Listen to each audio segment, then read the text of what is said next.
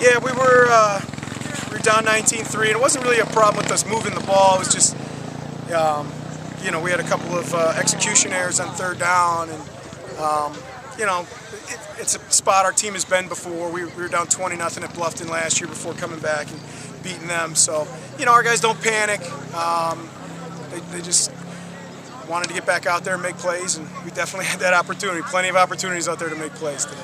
And then talk about that second half. Rose kind of had a 10-11 point lead for a couple drives, and one team finally got a stop, Illinois College, and they eventually took a lead there before having a field goal to win it at the end. That's a very good recap of what happened. It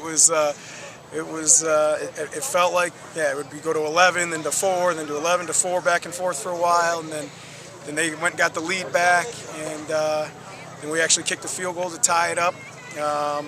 We had a shot to win it at the end of regulation, just didn't get the field goal, and then both teams scored and kicked their extra points in the first overtime. Both teams didn't in the second overtime, and our defense stepped up huge, which is, and a day like today, you're just looking for them to step up and make a stop and make a play. And I'll tell you what, those kids played their butt off, and when we needed them most, they stepped up and made a play, and the offense went out and scored a touchdown and ended it with an exclamation point.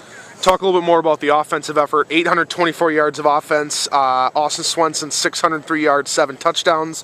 Alec Fisher with 219 yards receiving, and Greg Lee finishing the game off with a touchdown, 30 carries for 164 yards, breaking a whole bunch of records here tonight. Yeah, it was what was required, obviously. We don't play the game for the stats. We play it for the wins, and all that stuff is cool, and I'm sure we'll have some national recognition from this. I would hope so. We just kept calling plays we thought would work, and our offensive coordinator, Brian White, was at his absolute best today. He was awesome. He was at his best in that third overtime, too. He made some unbelievably great calls that locked that win up for us. And then finally, how do you use this performance looking forward to the HCAC opener at Hanover next week? We're excited to be 2-0, but it all starts over again, and we're 0-0 in the conference, and our expectation is to win every football game we play. So that starts next week for the conference.